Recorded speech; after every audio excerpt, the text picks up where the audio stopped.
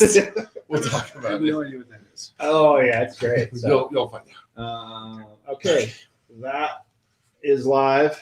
We're live. Okay. Is it Yeah. live? Is it live? We are on the internet. I don't know how many people will tune in because we're up against the Brandon Spano Awards over there. What? The What's- BSN. The hell's They get the live. Hmm.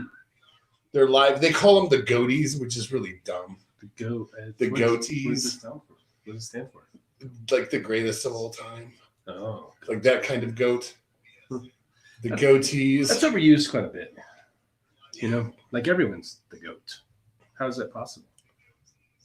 Greatest. There really only can be one. Hey, why do we have a little echo happening? I've got YouTube up, and it's as soon as I do this. That's quite the delay, by the way. That's a good 8-10 second delay. For YouTube, yeah. Oh, Kathy said, Okay, how are you just- still so fucking foxy? I just tweeted it, so you should have it. We're gonna have a real good time. 2 minutes. Podcasting. That's what you think. There you go. Podcasting. Yeah, I got to talk about Howie Filter Snatch. And, We got lots of stuff and to the, talk and about. the Rockies in general. 'Cause, Yes. we got a lot of. Yeah, why don't we warm up with all that and work our way up to Super Bowl? Oh my god, it's gonna be so much fun! What a fun show!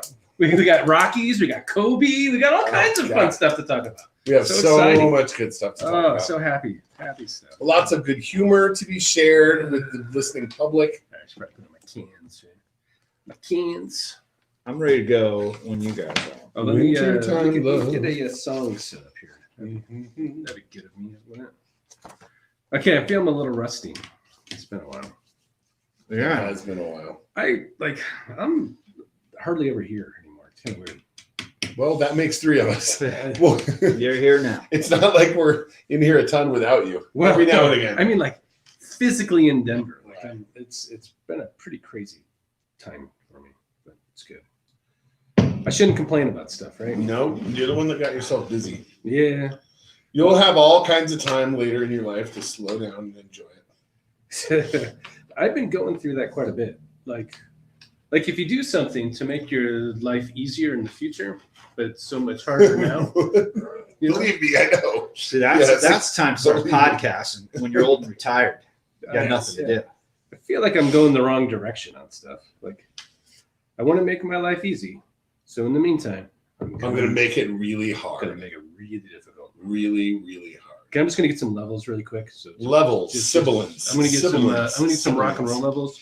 levels. Hold on a second.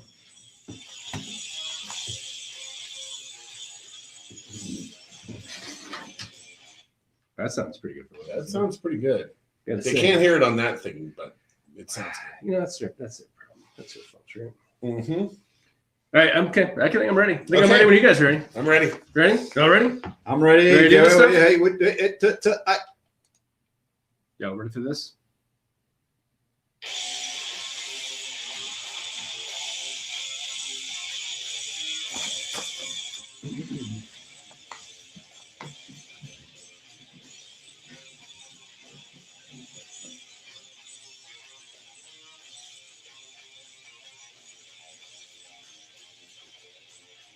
Podcasting from the Sportique Studios, where the Denver Broncos remain the most recent team to represent the AFC West in the Super Bowl. That's right, this is the South Stands Denver Fancast. I'm Colin Daniels with producer Scott Stafford and your host, John Reed.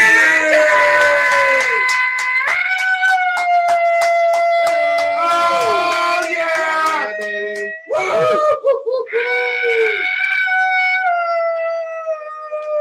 Woo! Hell yeah.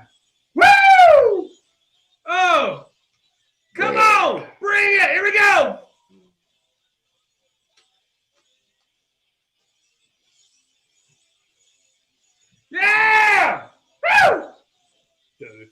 Oh, breakdown coming.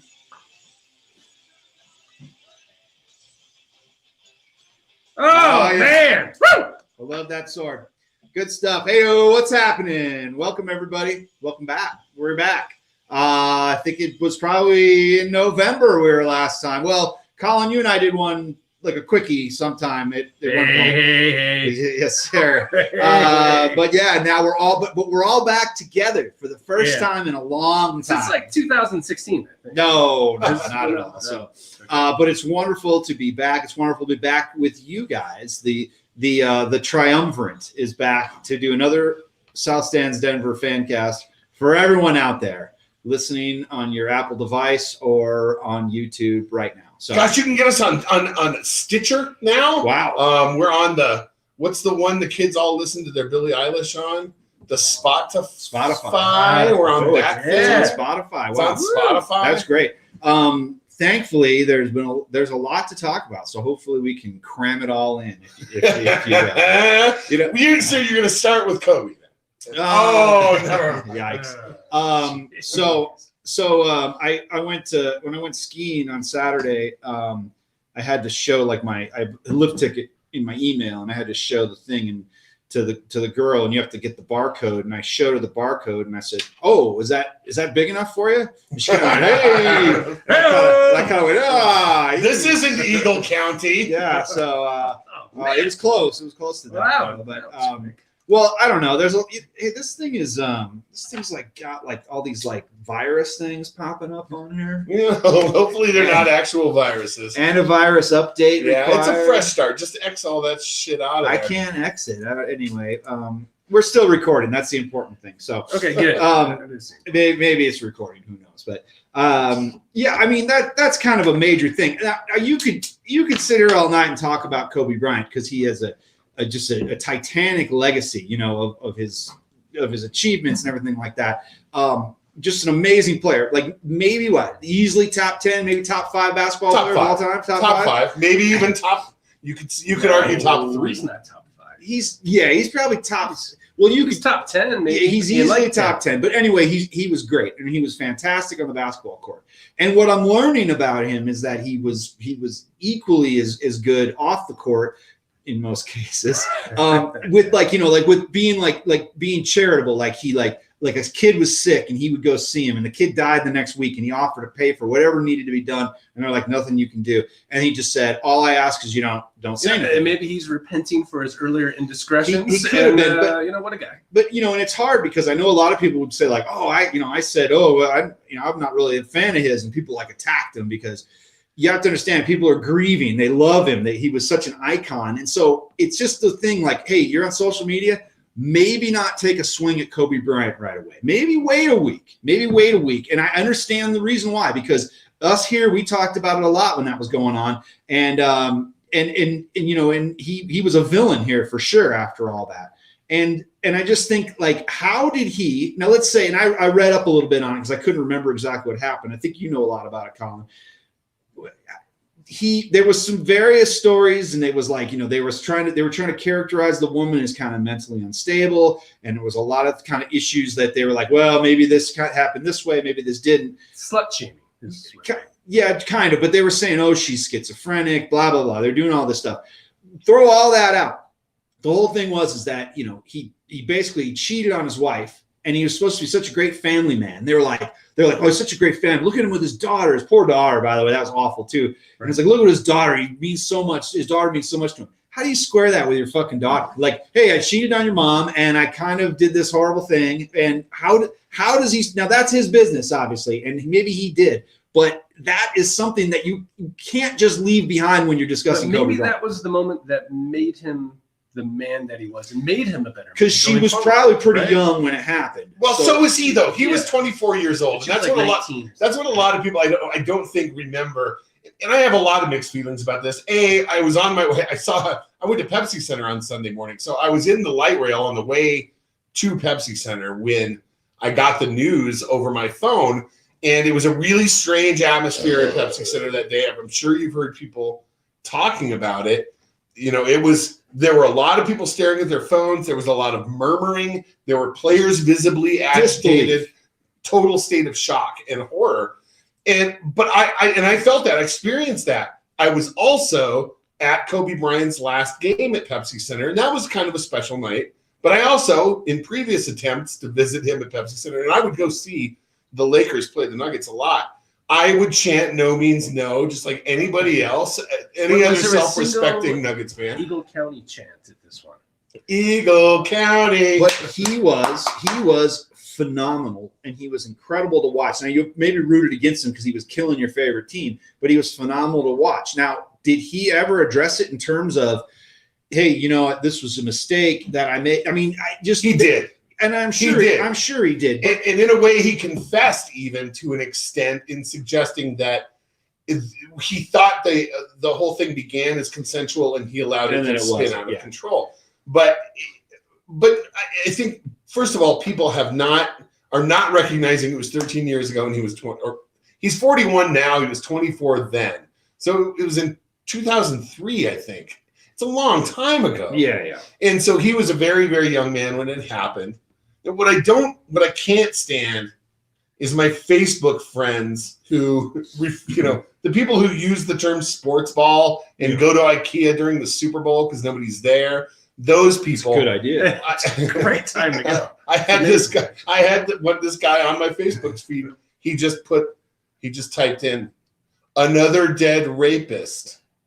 Well, And I'm just like, wow, okay, really, dudes? I mean, that kind of. So I saw the truth is somewhere in the middle. It absolutely. And the thing is, it's like you get that extreme, or you get the person who there's a girl I know, and she said like, oh, I said something about, you know, maybe he wasn't such a hero, and someone fucking got a hold of me and called me a slut and a cunt, and I was like, then you got that extreme, somebody who's so obsessed with him they can't go. If you can't go, well, you know, there's some things there that, you know, maybe we shouldn't. But I think maybe, you know, if he could chalk that up, he obviously chalked it up to like, man, I made a huge mistake and I didn't mean for this, blah, blah, blah. He probably did more good things than bad, I guess. But it's still, there's that one fucking thing that just is always going to be on that record. And if you can't weigh that with the person when you're talking about the whole person, now you want to talk about a basketball player, as a basketball player, well, you can't fucking say anything bad about him because he was incredible. But as an actual person, you got a few things to discuss. But imagine putting another 20 years onto his life and having him live the life of a Magic Johnson, who certainly had his sexcapades, Sure. Even ended up with AIDS, survived AIDS. Picture Kobe Bryant at age 61 instead of 41. Now, how much differently do we view him with that 20 years of service as somebody with the kind of reputation and means and money and ability to change things? And I know he was working very closely with the WNBA, and he was making a lot of effort to advance women's basketball as a game and as a popular sport. And he was getting all his daughters involved. And it's impossible to say what he might have been able to do in the long run to further offset his indiscretions as a 24-year-old millionaire. Wouldn't you say, and this was the thing, there was something about Shaquille O'Neal saying something about, oh, I got lots of stories, blah, blah, blah. And he was basically saying like, yeah, everybody's doing this. I think all those guys they all have an understanding already with their wives, I'm guessing.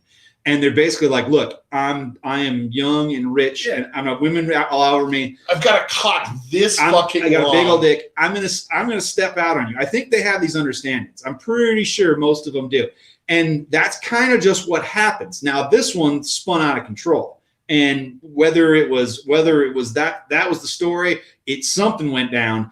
And I think he'd probably been doing that up to that point. But then after that point, maybe not. And you're right. There has to be an expectation when you go into that, like marrying a rock star. It's what you're getting. I think a lot of guys have that scenario. But it's a horrible tragedy. And, you know, it just was shocking. It was just like, no, that guy can't fucking die. That guy can't. We can't die. You'd think that guy's going to live forever. He's just like a monument to basketball. I didn't like. I'm landing at the airport. I'm turning on my phone, and like 1 minute ago, TMZ reports this, and no one else is. Yeah, and that was weird. Is this even real? I didn't think it was real. Back to your friends though, and I think you made a comment about it being kind of quasi-racist. I don't know if it's racism or if it's more like just this total contempt for jock culture, which I get. I totally get that. And I think that's what it is. A lot of people hate jock culture so much. And when something like that happens and they go, oh, this is a bad guy because he did this, and all they know is bad guy did this. Right. They're gonna What musicians are you into, bro? Yeah. And think about the musicians that have done shit that haven't been publicized like that. So people like that will seize on that, and they'll only see that one part because it's just with everybody. It helps their agenda. They go, I don't like sports. I go to IKEA on the Super Bowl. I'm going to fucking roast this guy because he had a sexual assault charge. And it's like, there's a lot of people with those. Well, so one of the guys who was on this thing on the Facebook, which I can't fucking stand anymore, but is somebody that you and I both know from back in the day, okay, who was kind of a rave DJ drug dealer type of dude, okay, like ketamine and cocaine and lots of ecstasy and all kinds of stuff, and was like a rave producer guy. Probably saw or was involved in God knows what. We're not saying that person, but maybe knew about, because Lord knows you'd always hear about things like, oh, this girl had this thing, blah blah blah, and yeah, it's like that's horrible, and that's not anything anybody should be fucking proud of, and you should always shout that down. But it's out there all in any group. It doesn't matter if you're a jock, you're a fucking rave producer or whatever. And you do have to take all of it in. You have to weigh everything with the person when you're talking about them when they unfortunately die. But I just know that history will probably end up being more kind to him than probably what most sports ball people think. So it was tough. It was weird, man. I'll admit it. I wept a little bit during this moment of silence they had for Kobe Bryant. So there was talk prior that the game should be canceled. I thought that was ridiculous. By that point, I think had they had a few hours, I think that's something that might have at least been discussed. But this literally happened after player warm-ups had already taken place. Like 12:30. People were filing in. Yeah, it was 12:30. The game tipped at 1:30. Yeah, the doors were open. The doors were open to the game. There's no turning back now, but you could see players were visibly shaken. I mean, during the national anthem, they were just shaking their heads in disbelief. Yeah, I mean, he only retired a couple of years ago. Jamal was at his camp this summer. I mean, Mike Tyson went to jail for rape. Now Kobe just had a civil trial because she wouldn't testify in the criminal. They settled in civil. So they settled in a civil court, in a civil trial. Mike Tyson actually went to jail for rape, and everybody loves him in The Hangover. Everyone's like, "Oh, Mike Tyson, he's so funny. He's so funny." It's like Mike Tyson is actually a horrible predator. He's a bad guy. He sucks. And he'll crush your skull. Yeah, and that's why I think the gray area with Kobe Bryant. And now, like you said, no means no. I was every time after that I was like, fuck that guy. That guy sucks, because he's on the Lakers. He's always killing the Nuggets, whatever. But I just think there's a big gray area there, and unfortunately we'll never have that 75-year-old Kobe Bryant to be like look back on his life, So it sucks. I know a lot of people are really bummed out by it, and it's just weird to have somebody like that, larger in life, be gone. So it is weird. It is weird. It's strange. It'd be like I'd be like fucking Joe Sakic, like dying in a snowmobile accident. Right? You'd be like fucking A. Kobe's way more famous than Joe Sakic, but for this or John Elway, falling into a vat of scotch in at the Scoresby Scotch factory. It'd be like oh no, John Elway, fucking gone too soon, not soon enough. Yeah. Anyway, we got Broncos to talk about. I say it was good for his legacy though, right? Kobe dying in a helicopter accident. That's about as boss as it gets, man. There's no more baller way to go than in your own helicopter. People are talking about like changing the NBA logo to match him. They're retiring his number across. It is, but all those there was like other like teenage girls that died, and that sucks. There were 8 other people. Yeah, that sucks. Yeah, I wish they didn't have to go.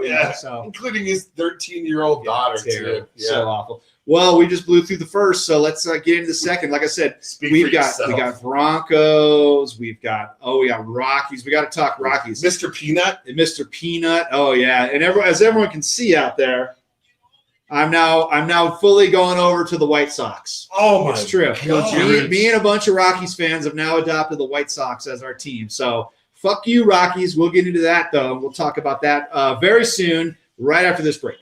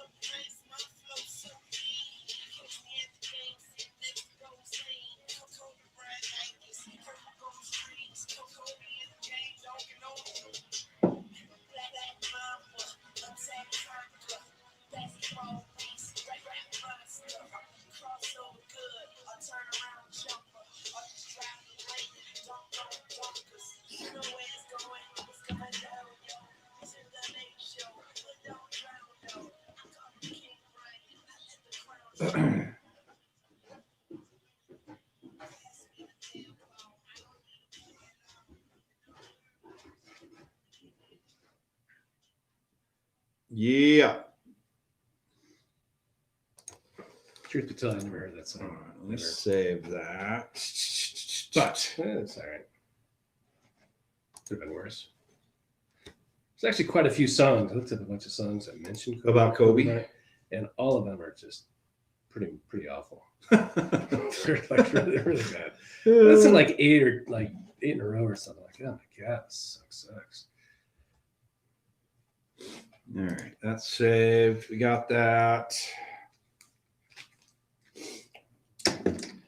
Our good friend Mike Peterson, he was asking. Is he coming by? He said he wanted to come by, but I guess he's in Texas. Texas is more important to him. Well, And coming by, let's see how many people are. Can I tell anyone? that's not cool. I have no idea if I can tell. Okay. Yeah, I told him anytime he wants to come sit, he can sit in. Get on the mic. Get on the mic. Get on the Wants to. mic, Mike. Right? So it goes. Oh, speaking of that, I'm going to go to New York next year, and I'm going to go make sure to walk by where the Paul's Boutique cover was photographed. Nice. I was looking up New York album cover locations like you were doing in London. Yeah, it's pretty fun. And there's not as many cool ones. Like Paul's Boutique is kind of in like lower Manhattan kind of. The Ramones, I'm sure. Ramones have a bunch. And if you're in Queens, you can just sit on down and get a plate of refried beans. Sitting here in Queens, eating refried beans. We're a happy family. Yeah. And then you can say you did it. I won't be in Queens. No, I won't go to Queens. Not Queens seems even like it's too far away. After the Gold Rush, Neil Young, fucking photograph taken right there in Lower Manhattan. Yeah, that's a good one. Yeah, you wouldn't recognize it. I looked on Google Map and I was like, oh, I guess that's where it was because the fence is still there.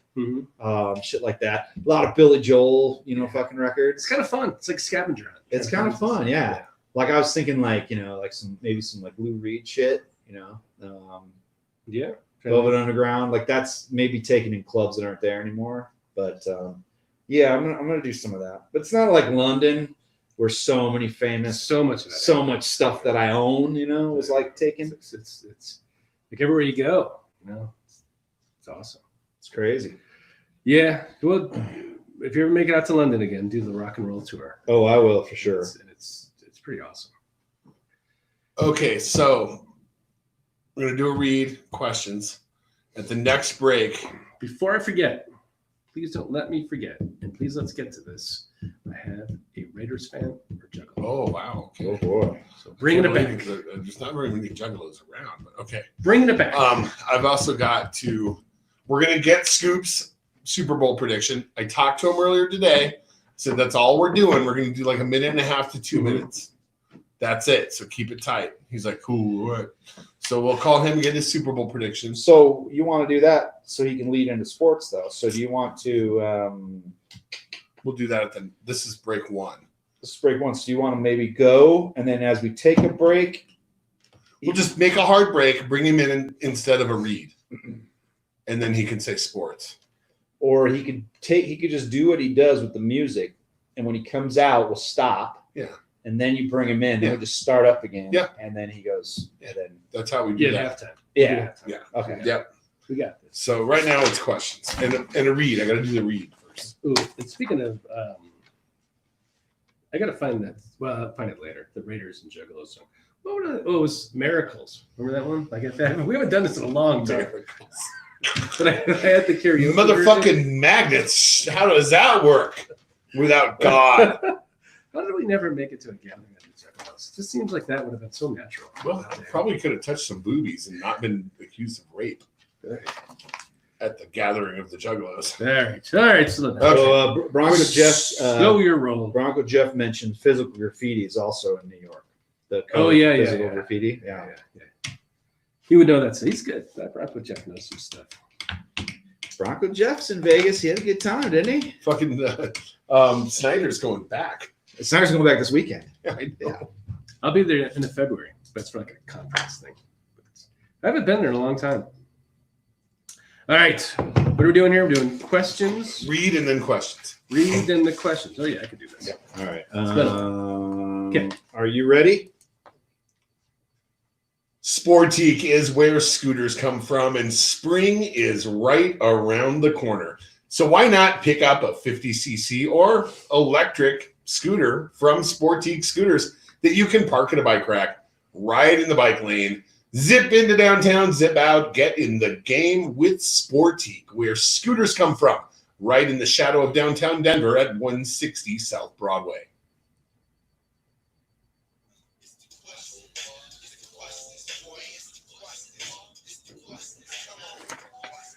Did the Kansas City Chiefs fly an extra cargo plane to Miami to make sure they had room enough for all the Gold Bond and clean boxers it would take to keep Andy Reid from chafing? Did Reid travel in a C-130 or was he strapped to a rail car? Did Chiefs fans traveling for Super Bowl 54 cause an international shortage of airline seatbelt extenders? Is the entire Dade County Metroplex already out of wet naps? If I copyright the phrase "the big game," can I make a fortune suing sports bars? If the Rockies trade Nolan Arenado to the Cubs, can they also send their fans with him? Rather than signing free agents, did Jeff Bridich spend the offseason looking for louder trash can lids? Before he died, was Kobe Bryant able to impart to his beloved surviving daughters his great wisdom and vast understanding of rape? Did he expressly forbid them from visiting Eagle County, Colorado? Is every Kobe tribute a touching tribute? Have all 32 NFL owners pitched in to buy Colin Kaepernick a helicopter too? You have questions. We have answers. SouthStandsDenver.com, Colorado's finest internet sports talk since 1971.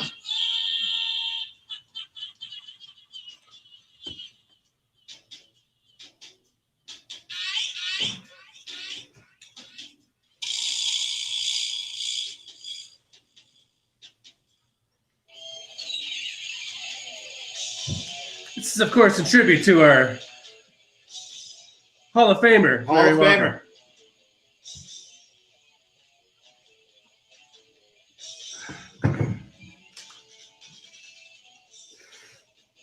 People get all wrapped up in that.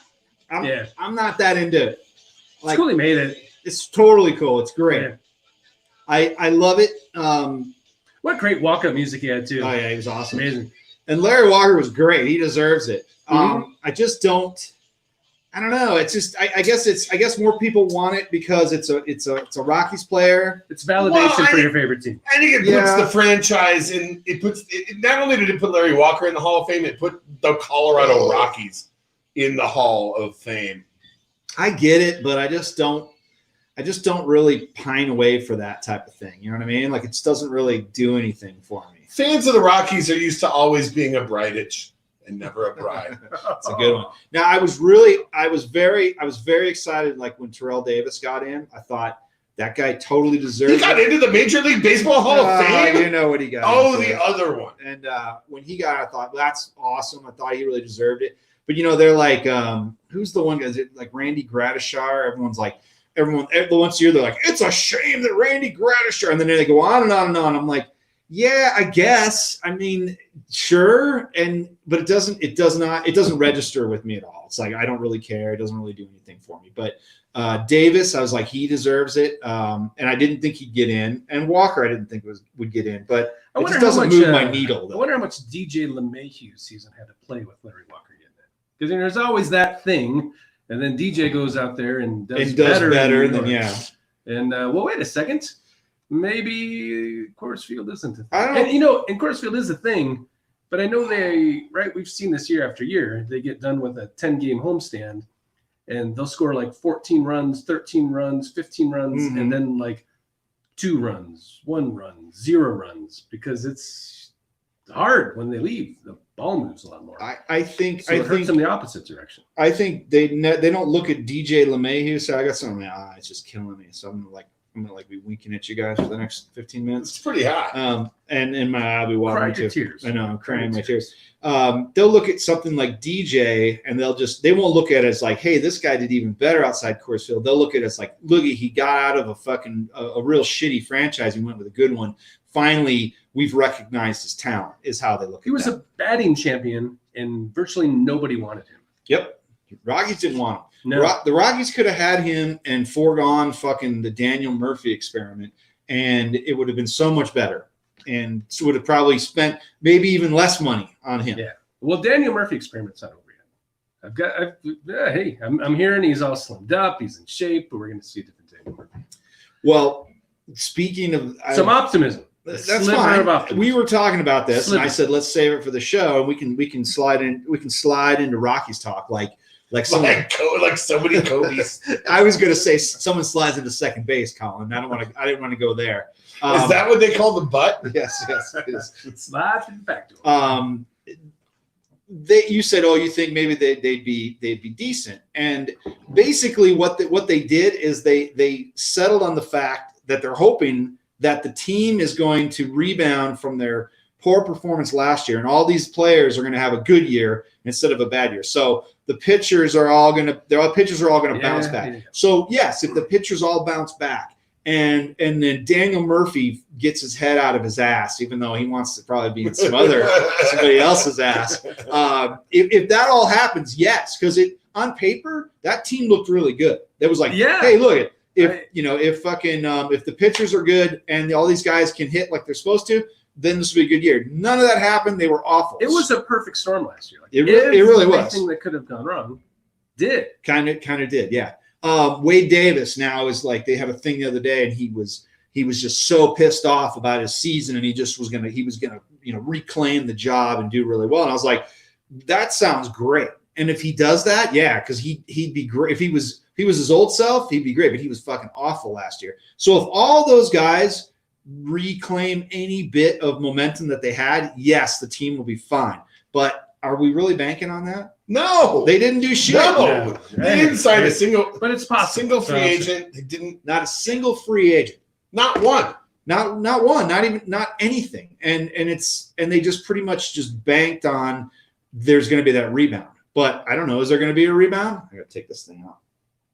I don't know. I mean, I'm not very optimistic about the coming season, and I don't know many fans who are. And I know of at least one very popular third baseman who is not very optimistic about the coming season. So we can slide into that too. That's a catastrophe. Now, it's mainly so bad. Now, if you got a bad team, sometimes you got to move your best player to get more assets, right? It's just how it goes. Yep. So if they are banking on that they're really not that bad and they'll bounce back, then they should never have entertained trading him at all. And they should have started off from the very start, said, no, we're not trading him. That is all nonsense. We would never do that. We're moving forward with him, and put that out there so he didn't keep hearing all this stuff and build this animosity. Don't you think it was him orchestrating that, though? I don't know that. I mean, it hasn't come out. I think here's what I think happened is they got into the postseason, into the off season, and nothing happened. Yeah, they definitely didn't get into the postseason. No, they didn't get into the postseason. Their season was post. I think, he was waiting for them to do something. They didn't do anything, and then they didn't improve on any of the players. They didn't bring anyone in. Not even like a pitcher. Like, hey, we got this pitcher. We're gonna, they love reclamation projects. And they didn't even do that. So that went on, and then all of a sudden it came up like, hey, they're listening to offers, and then he got pissed off, and then he went off. I don't think it's that one. Okay. I just the timeline of everything. First of all, like things I've heard about Brian Turner, good. Like the inside stuff. Like I've heard some pretty horrible things that I won't even like repeat on the show, or even when that thing's going on. I'll tell you guys later. I had some insight here, which is really basically what you're saying is he's a douchebag. So yes, so I think the season ended, and obviously the season was horrible, and he doesn't like Bridich because a lot of people don't. And that's where everything started. And I'm thinking he demanded the trade. I want out. Buyer's remorse, if you will. It's very possible. And I'm not saying it isn't, but he has this year and the next year, and then he can opt out, right? When I go, well, he's going to opt out anyway. There's nothing that's going to keep him here other than like a good playoff run. There's no reason to put him out there right now. There's none. There's no reason to try to get anything for him at this point. That makes me feel, because they've got 2 years. They could do it the next season. Next season, they could do it whenever. Sure. So that's him. That's them. I think, right? It just makes sense. This is us trying to be good by you. That's a pretty good point. Okay, Nolan, I'm going to try to. We're going to try to help you. And the teams are very specific. Let's St. Louis, and the Cubs now. Chris Bryant, but if let's put it this way, if you were demanding to be traded from the show, and it made it look like I was going to trade you from the show, I would stand up and go, I have no intention of trading Scott from the show. We love Scott. We want him here. And then that would put a stop to it right there, don't you think? That's when he got upset, though, is when they said, hey, we're not going to trade Nolan. And that's when he went up. Just the order, I'm with you. That sounds pretty good. I like it. But it makes sense to me. If let's say they're not going to trade. I'm pretty sure they're not going to trade. And not at this point. They have no reason to trade. They have no, you're right. They have no reason to. But he's probably gone anyway. Because if they have another subpar season. Maybe. Because now at the end of this next year, they can get a whole lot of contracts off the book. Like there's a lot of bad contracts. We got Desmond, we got Davis, got McGee, Shaw. That's a bad contract. Desmond, I forgot about Desmond. Thanks for reminding me. I know. Happy spring. These are all negative guys. Like it's better to not even have them on your team. You get rid of those contracts and you could bring some people in, then you maybe got some. Is Desmond's up after this year? I don't know if Desmond's is, but he's probably enough that they can probably get rid of him. So Desmond, just fucking awful, just an awful idea. And think of all the people that they probably could have spent money on if they didn't have him. So just terrible. But again, if everybody has a good year, because like I said, on paper, looks great, man. All those young pitchers, those guys, if they all had pretty bad years. If they have good years, man, they look really fucking good. And they got a lot of young players a year later. Let's see what Brendan Rodgers can do. So, did you hear about what Patrick Saunders got sucked into? I did, but Scott doesn't, so let him know. This is pretty fantastic. Somebody wrote into his Q&A column in the Denver Post as Howie Feltersnatch. And he responded, well, Howie. Boy, Howie. I did see the one where the Oregon guy for the Rockies. Yeah. He did a BOFA. He did a BOFA on Monfort.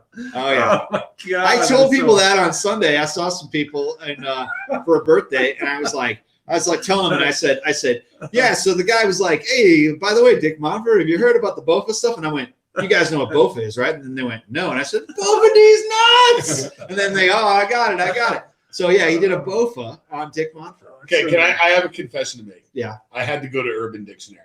You didn't know what BOFA was? No, I didn't. I saw people laughing about it on Twitter, so I went Urban Dictionary, BOFA. And I was like, oh, God. People get people on BOFA all the time, like some columnist for the failing New York Times. And they'd be like, Well, that's cool. I understand. But have you heard about the BOFA requirements for healthcare stuff? I love how you reeled it in. Like, I'm totally behind you. I know you guys are gonna do the right thing. Love Desmond. I love Desmond. Are you familiar with the BOFA method? He's like, no, I'm not.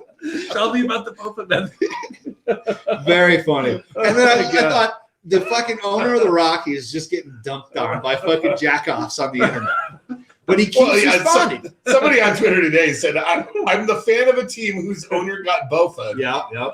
That's right. And whose columnist for the local newspaper got Howie Felter snacks. You'd think they would have been like, I don't know about that last name. Let's just put Howie from Arvada or whatever the fuck it is. You know? Let's just leave Howie. So that's good stuff.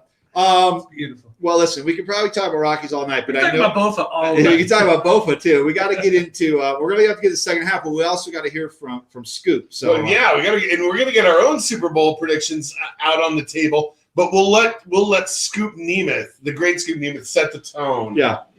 So we'll just take it won't any time at all for you, but we're going to take a little break, and then we're going to be just right back in a millisecond with some Scoop Nemeth. So hang tight, and we'll be right back. Tonight.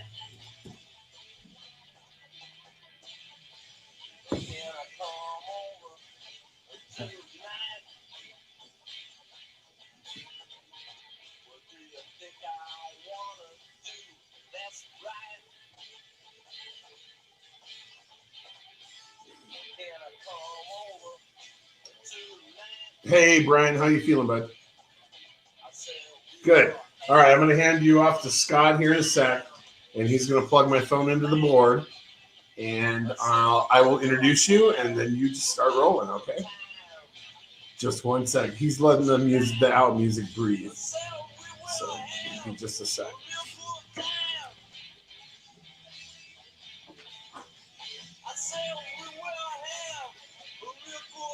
Did you get him? Yeah, he's on the phone. He's waiting.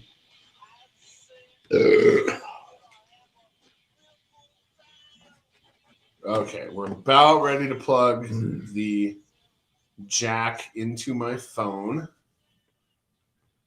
Oh, that phone's gotten jacked to a lot. Oh, yes, it has. Let me save this. I love that right here. It's my favorites. It's so good. Is that the first or second one? Or That's is the first one. So I guess Bowie produced Raw Power. Yeah, that's exactly. And then they kind of disowned it afterwards. They didn't even use Bowie's mix. They used somebody else's mix, I think, or Iggy's mix. There's Wanna Iggy's plug- mix and there's Go ahead Bowie's and plug mix. And what I didn't know is that fucking Bowie produced Transform, Lou Reed. Yeah. And I didn't know that. I'd listened to it a bunch, and then With Mick Ronson. with Mick Ronson, and Mick Ronson did all the arrangements. And then I listened to it afterward, and I was like, oh my god, I can totally tell. Yeah, you know what Satellites of Love is like? Boom, Boom, boom. boom, boom. That's just Bowie. Bowie. Yeah, I you know. can hear his voice. You can. It's right there. And Yep. to further that, 1972. Yep. Like, you know about 1972, That's right. This is 1972, and 1972 it was Aladdin Sane, Yeah. Transformers, Yep. Ziggy Stardust. Ziggy Stardust before. Yeah, You got flipped. Well, regardless. Still, I think Aladdin What a Sane. year! Aladdin Sane for was Bowie. written, but it came out. It was written in '72, but it came out. Okay, let's see if we can hear Brian. Sorry, we can What talk about that all We're night. like same year. In the That's amazing. middle of that, Bowie tours like the United States. Yeah. You get like Santa Monica 72. That's And it's what- like full on that's- Ziggy Stardust. That's when right he there. wrote Aladdin Sane while he was touring the United Yeah, States. Yeah, I got flipped. Yeah, ridiculous. I would know. Okay, Brian, That's say easy. say gobbledy goo. Hold on a second. Let me. Oh, you're not turned up yet. Hold on. There he is. That's right. What's happening, Scoop? How are you? Well, we're anxious for your. All right, I predictions think. here. Are we all ready for me to introduce him? Yes. you just John, you ready to let me record? know, and I'll hit record. Okay, now.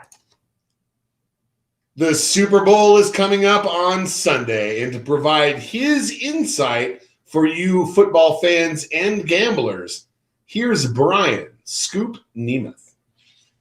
Thank you, Colin, and welcome to the Oracle's Corner. Scoop Nemeth.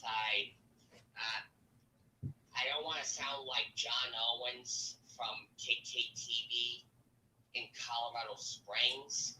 Don't want to take his job either. Oh wait, he's retired from sportscasting, and he's been retired for 11 years. But anywho, He gave me the finger once. Just little side notes. But keep going, Scoop. John gave you the finger? Yeah, he was. I passed him driving from Pueblo. He lived in Pueblo, I guess, and I was driving up from Colorado Springs, and I passed him, and he was going really slow. He had a really bad car, and I kind of got up on him, and I passed him, and I turned around, and he gave me the finger, and I'm like, oh, you're the sports guy. Anyway, all right, keep going. I'm sorry, Scoop. Wow. Buddy, can't believe you would do that. Yeah, he did. Normally, when it comes to the Super Bowl, I don't watch the Super Bowl unless the Broncos are playing in it. Amen. Unfortunately, the Broncos aren't playing in it, but the San Francisco 49ers and the Kansas City Chicken Cluckers are in the Super Bowl. And I think according to the Sporting News and CBSSports.com, the final score, San Francisco 40 would be San Francisco 49ers 31, Kansas City Chiefs 27. And here's why. Jimmy Garoppolo playing much better than Colin Crapper Dick, even though he's not getting much playing time. And San Francisco,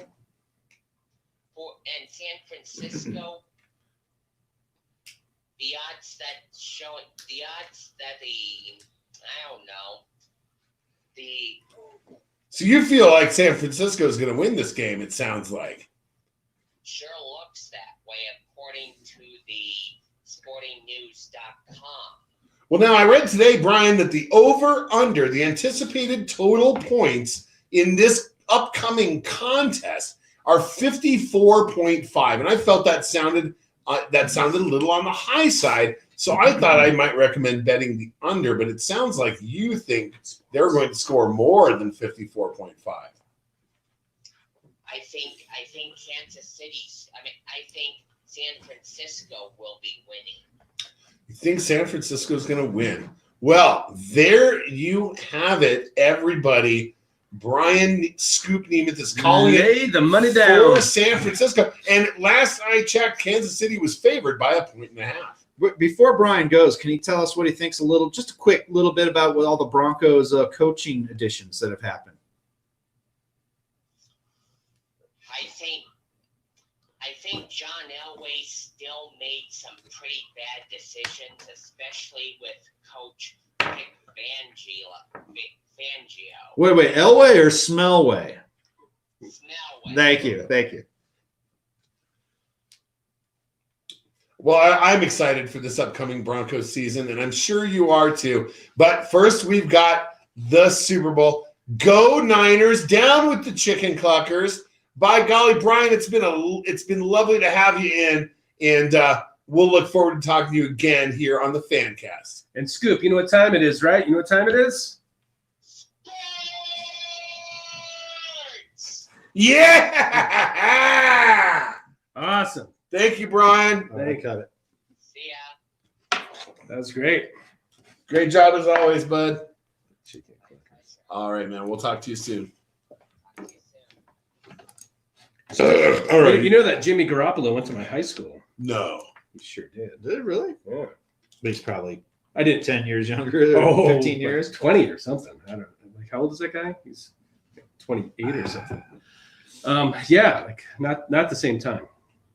Mike Peterson is really upset that we were talking about David Bowie not getting Scoop on, and now he's making fun of my hat. And I am explaining to him via text that He doesn't like Bowie? he does. I guess doesn't like Bowie, and I'm explaining to him that the Rockies can burn and fuck them. Yeah. And You didn't get rid of your tickets, though. You're still going. Tickets. I'm not going. We still got the tickets, but fuck the Rockies. Yeah. Because I was just with these people on Sunday, and they were like, "Oh, see you at opening day," and I was like, "I don't know." I'm definitely going open day. I mean, it's got nothing to do with the baseball team on the field. If it's gonna be under 50 degrees, I'm not fucking. Oh no, I'm not going to a cold opening day. Fuck Isn't that. that the time though, right? Like when the Rockies are bad and a bunch of people bail, that's the time to swoop in and get better seats. It's true, and my sister's pissed because she claims that where they put the extra netting up, it's blocking her view. And I was like, I don't know. I stopped going at some point last year, and so I don't know if it got added after I stopped going, but I didn't see it. But like, it's like, It would. But I think It would fuck with those seats you were in for sure. Yeah, that's bullshit. I'm right behind it now. Well, I moved my seats, and I knew that the netting was going to be there. Yeah. So I wanted to get a little closer to the field and so forth. But I'm totally cool with that. I'd Oh, much rather dude, have netting than it have a should- baseball. No, the netting's no problem. You don't see it, but this is a thick thing at the top that's like this wide, and that's what's blocking The her stuff view. that supports the netting. Yes, yes. It just occurred to me that hang wire. my favorite section at Coors Field is section 328, and it's because of its vicinity to the smoking area. And you don't need that I don't anymore. need that anymore. Yeah. Dude, it was crazy at the fucking game, at the Nuggets game on Sunday. I stayed in my seat during halftime for the first time since I've attended professional sports games. It was fucking crazy.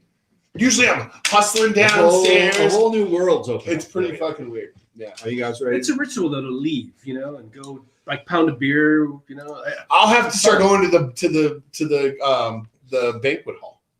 Yeah, To the Coors banquet hall. I met Bronco Jeff last time I went to a game, the Pacers game. Bad game. Yeah, I've run into a few. I met I met a couple Twitter people. We'll That's touch on the Nuggets here by the end. We'll just briefly we can You touch. your Kobe talk. Yeah. Hold on a second. Ooh, Kobe. Let me bring up some Sports. Okay, you guys ready to do some sports? Mhm. Yep. You let me know when you're ready.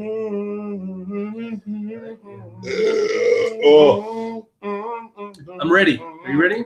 Yeah. Go. Yes! Go sports! Yay! I love me some sports. Oh, I still love sports. I want sports outside. What sports? Sports. I do love the sports. Yeah. Sports! Sports! Woo! Yeah. Sports. Sports! Sports. Sports! We had the while you're gone. I think the only one Colin has. He had the extended one with the drum solo. People were liking that, but that just takes too long. Yeah. Yeah. That's a good one. It's a good one, but yay sports. So Mike Rice is going to be the new voice of the That- Colorado Rockies. That's an interesting Kind of topic. boring. Kind of boring. Well, why didn't they just keep fucking what's his name as a Jerry one? Shepard? Why, no, not him. No, the other, Jack. Jack Horgan. Why didn't they keep Jack as just a one-man booth? Plenty of people do it. They can fucking do it. Like think about like Mosier used to do the radio on his own. What's his Connor name? Cape does. Connor Not McGahee. Connor McGahee. Yeah. McGahee, yeah. Connor Cape does the rap. He does a one. Now hockey's tough because it's boom, boom, boom, boom, boom. So baseball, you go a little slower. You can easily have a one-man booth. They could have just kept one guy in there, and he could have done it. And now he'd be perfectly fine. He's very good at it. Now this is another thing. This is a Kobe Bryant thing. Not as bad because Jerry Schimmel didn't die, but that was a thing where But he was in a plane crash. he was, but he survived. But everyone was like, "Oh my God, this is terrible." Jerry Schimmel is not good on the fucking Rockies. Oh, I disagree. He is not good, dude. I listen to it all the time because if they have a East Coast game, I get to listen on my way home from work. He is not good because he will always fuck up what's going on. Like if you're depending on him to tell you what's going on, he'll go, and then there's the second baseman. He staggers, he stumbles all the time. And all the fucking time. And it drives me crazy. Nobody else does it like that. And he fucks it up. And I don't know what it is. I've talked to Jeff Morton about this. who was always like, he was really good in the Nuggets broadcast. And I was like, I think he was too. I don't remember him being bad. Baseball's different, and he can't quite get it right. Now, perfectly fine broadcaster. Nothing wrong with him other than that. He just stumbles over his words a lot, and you don't know what's going on. Like, he will stop and have to like kind So of. you're saying he's a fine broadcaster aside from being terrible at broadcasting. That's basically it. Yeah. No, when he's talking, he speaks clearly. He does a good job. But when he's doing play-by-play, that's the whole thing. When he does play-by-play, he's not very good. As a color guy, he's pretty good. He does a fine job. I didn't even know he was a colored guy. they switch off, but it sucks. No, you don't want anybody to be out of a job. But I was kind of like, he's not that good. And everyone's like, oh my God, this is a tragedy. And I'm like, seriously, listen to him. Well, you can't now because he's not on there anymore. But if you listen to him, he seriously is not that good. Now, they could have just done a one-man booth. They could just kept it. But then they got this other guy. I don't even know who that is. I heard his name before. He's super boring. I mean, he's just super, super dull and boring. That's my take on it. We'll He's see. still KOA, is that right? That's perfect then. KOA, that's all they want. They want super boring. They could do so many things with that broadcast on the radio side and the TV side. The radio was far better than the TV. I have my issues with what Jerry did and how he broadcast, but it still was better than the TV. The TV side should be totally shaken up. It's fucking awful. Do people? I mean, I know we'll listen to Rockies radio from time to time as you're driving, but I gotta imagine. I listen to the Rockies on the radio a lot. Just from a standpoint of just pure numbers. I mean, they moved like Limbaugh and Hannity, all that to like a different station, but wouldn't Freedom that 760. Freedom 760. just from a pure number standpoint, when those guys just crush Rockies baseball, it's got to be a lot of money to do. Well, Like- yes and no, but they're on different times. I mean, like, Limbaugh's on during the middle of the day. Most Rockies games, they have a feud. Yeah, most of them are later in the evening. I'm thinking about one of the times I would actually listen to it on the radio. It'd be in the middle of the day. Yeah. Working or something. Mhm. I think the ratings would certainly be lower for that compared to like Rush Limbaugh. Sure, I think that would be the case. So they pay a lot of money. And they're not Well, getting a whole lot back. And that was the thing. That's why Jerry Schimmel got laid off. They were in the midst of a national round of layoffs because terrestrial radio is in big trouble across the board. And yeah, KOA has had its lowest ratings in the station's history since they moved Limbaugh to Freedom 760. But why can Schimmel? I mean, I don't know what he made. He wasn't like making like fucking Bob Costas Probably making numbers. $150,000 a year. But this Something like other that. this other dude who is Probably actually making 80. okay. Yeah, they saved a little bit of money, but it's like you'd think you'd save a lot of money and just not have anybody. Right. You know what I mean? You'd But they save, employed Mike Rice anyway. They probably didn't have to pay him a lot more money. Probably He was already not. working there. yeah. So What they had to do on the TV side is combine with altitude, and that's what I think is going to happen. That's what I see coming down the pike is either altitude gets absorbed by AT&T Sportsnet Rocky Mountain or vice versa. But if you had on the television side that 4-team 12-month out of the year or 3-team 12-month out of the year attack, you could then negotiate with Comcast and have more hand in the negotiations, I think, because you'd be a year-round network. So that's what I foresee happening because we still don't have altitude TV. So that back. ship is sailed, right? We're not getting it. No, we're not getting it. And I went to a Comcast store and the guy was like, "Yeah, it's probably not happening this season. It's probably blah blah blah." And I was like, "Oh, that sucks." And then I realized, so you got a bandwidth. If you don't have unlimited bandwidth, we had like I don't know, like 1,000 gigs or whatever it was. Right. So you're watching the illegal stream and you're paying them anyway. I thought the blew same past it. fucking thing. And I was like, damn it. I go, how? Because usually, like, if my kids are off for a long period of time, like, they got like Thanksgiving break, Christmas break, I'm like, oh, yeah, they're going to kill the You're on the bandwidth. metered network. But this was January, and I was like, oh, shit, we blew past it. And I thought, I was it's watching the fucking Avalanche illegal games. stream. And then I started- You guys have Comcast. You know what I did here. So You I switched over. I went over. I got the I don't know, gigabit over From at, CenturyLink? yeah, for like $60 The a locked month or in for something. life price. It's yeah. awesome. It's incredible. It's super fast. Works good? The fastest I ever got with Xfinity was like 200 megs. Okay. Yeah, it's pulling like a straight up 1,000 megs. It's incredible. And then I bought into the League Pass. Spent like $40 on a VPN. But you're using a and I'm done. VPN, yeah. But I it's don't want to use a VPN. but it's so easy. And the experience is incredible. It's really nice.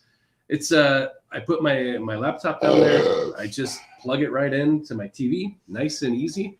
No commercials. You're seeing it's like being at the game. Right, you see the in-game entertainment, which is the same thing during the illegal stream because it's coming off the League Pass. Yeah. And you get to see Rocky's half-court shot and the whole fucking 9 yards. It's awesome. And I would like pay to get rid of those commercials anyway. It's just the added cost is the VPN. There's a step. You got to get a little adapter for the computer.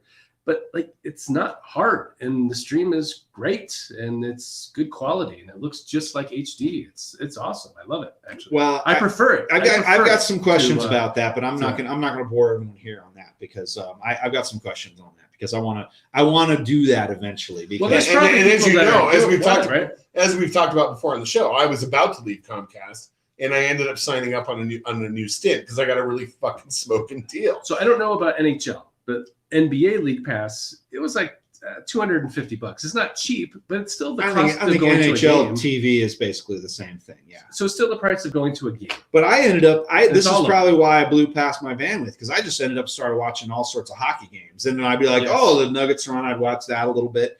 And so I'm sure I just was killing my bandwidth. Yeah, are you watching on your laptop or moving it up to your big screen the way he is? Now I'm just watching on my desktop because I can't. I'd have to get a laptop to.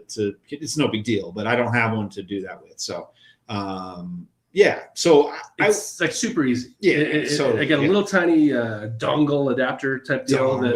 That's what they call it. That's what they call it. And I do love the name. But you plug it right in. Yeah, it's so easy, and you get it gets you Rocky making half-court shots. It's like being at the game and seeing the entertainment. It's awesome. I love it. Yeah, you can see Dan's cam and the people eating backwards in slow motion and all that good stuff. And the away games, you get to see like their deal and how they do. Yeah, it's cool. And like it's totally awesome. I love it. Oh yeah, the one I'm using. No commercials. Not that I would use that because, as you know, I respect billionaires. You do. You get the away feed, you get the home feed, so it's cool. You know what's amazing about this? Like there was a moment the other day when I was using my VPN, and I thought, who are they playing? It was against Houston.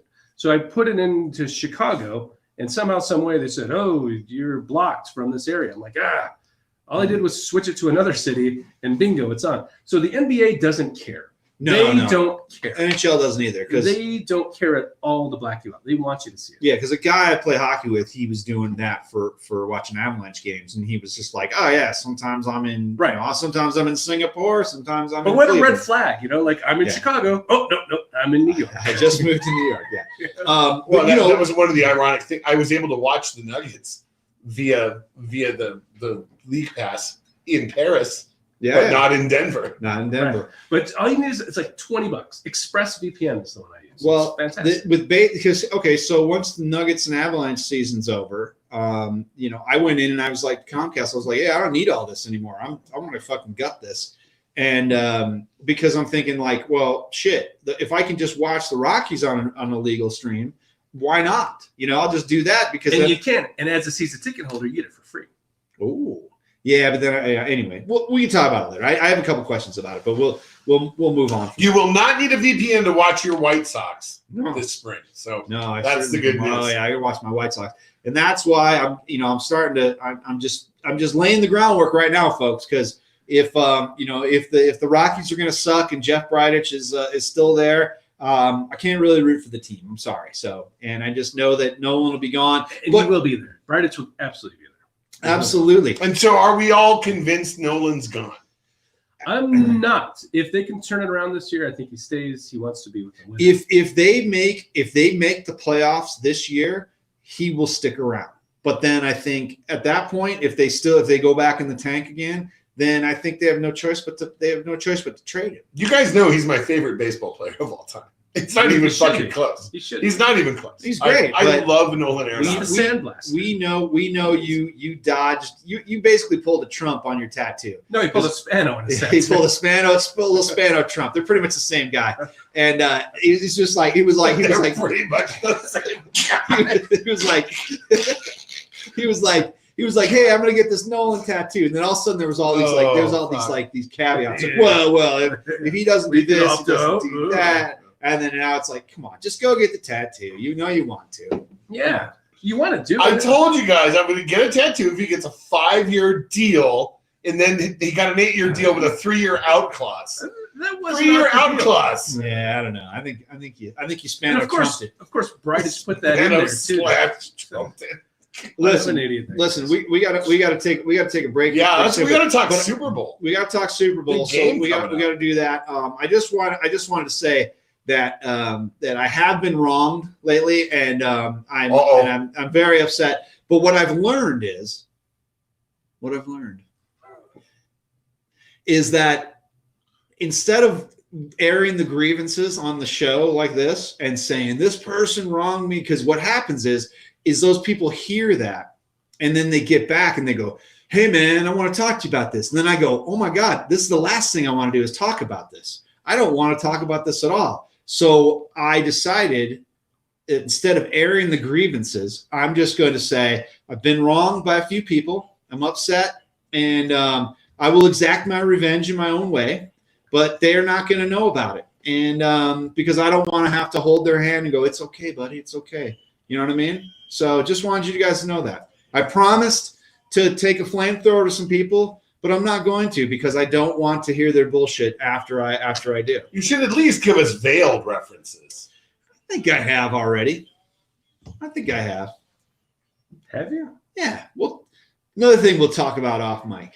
But just know that I'm watching. I'm paying attention, and I'm taking notes, folks. So and listen, here's the thing. Here's the main thing.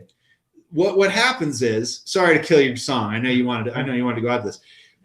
What happens, Colin, is we haven't done this show. We don't do this show very often. We're not quite the powerhouse we used to be. I think at one point people kind of like, they go, oh, hey, we'll be on your show and we want to make you happy because we don't want Colin to fucking slag us, blah, blah, blah, right? So now that we don't do this very often, we've lost a little bit of that. It's kind of like Trump. It's kind of a little bit. Yeah. We've lost a little bit of that mojo. So now I notice once that happened, people kind of treat you not the same anymore. You know what I mean? They're kind of like, We've got to get more famous. I know it's true, but right. they kind of treat you, they dismiss you a little more. And when before they'd be like hanging on your every word and being like, whoa, we got to keep him happy. Yeah. And I know this is reality. This is what happens to anybody. But I was like, I was kind of like, oh, that person's kind of a dick to me now. I'm like, okay. And so I've noticed that. And you need to put their heads up on a spike is what you got to do. I think we'd start by reestablishing our dominance in the marketplace, and we'll go from there. Okay. Just wanted to throw that out there. You know what I'm saying? I know what you're saying. You know what I'm saying? Yeah. So, by the way, Colin, I think you look much healthier now. You think so? I think you do. Yeah. Son of a gun. A little bit of a glow to You got a little bit of you got some color back in you. You were looking a little orange, I think. I swear to God. It's the Spano trumpet. No, the color is different in your face. And I think that's a positive. Good. Right. Hey, let's take a quick break and we'll talk some Super Bowl right after this.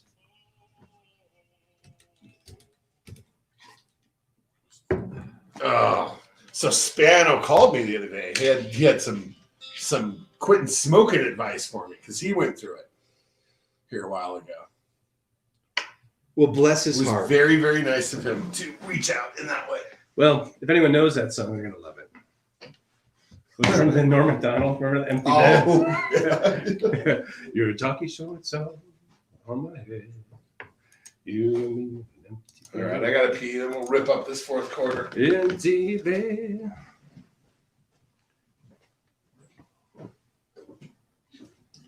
Are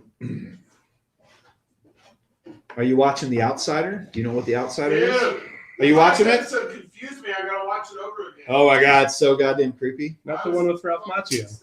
No, it's got Jason Bateman. It's on HBO. The Outsiders. Not The Outsiders. It's Outsider. Outsider. Oh, okay.